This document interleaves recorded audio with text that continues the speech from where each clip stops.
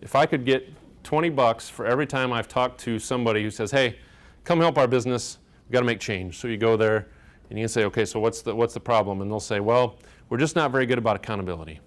We need to be more accountable. So you get in there and start working with them, and what they really mean is, I want you to hold the rest of these people accountable, but I don't really want any part of that. I should be able to do whatever I want, right?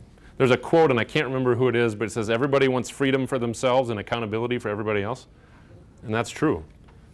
But again, if you're leading change, or if you're in a position that it looks like you're leading change, and you're not willing to be held accountable, then why would anybody else? You'll never get better from the people who work for you than you get for yourself, than you give for yourself. So think about accountability, and accountability can mean a lot of different things. I'm not a big believer in self-accountability because most of the time it doesn't work, at least not consistently. So who are you accountable to? Is there a group? Is it peers? Is it people who work for you? Is it people you work for? When you're trying to make change and everybody's got a role in that, who are they reporting to? And what are the consequences or rewards of not doing it? I mean, if we're trying to make some change and we say, Wayne, you got to do this. Wayne says, all right, I'll do it. And then a month later we get back together and Wayne hasn't done anything. And we just say, okay. Well, why would he do it? Why would anybody do that?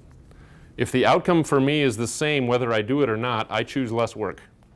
That's just normal human behavior. So there's got to be either some reward and or some negative outcome if you don't do it. It doesn't have to be huge, brutal punishment, but there's got to be some result. I like when we work with people on stuff like this, I would never go more than 60 days without a feedback meeting, 60 or 90 days at the most. And I think really at least once a month is minimum. Everybody wants to have less meetings. It's like, oh, we have all these meetings already. Really what you need are better meetings. It isn't that getting together and providing accountability is bad, it's just we don't do a very good job of it. So there's a whole bunch of different stuff we could talk about on accountability. There's books written about accountability, and we're not going to do that. But just keep in mind that none of this really matters if you, as the person who's leading this change, are not willing to be accountable.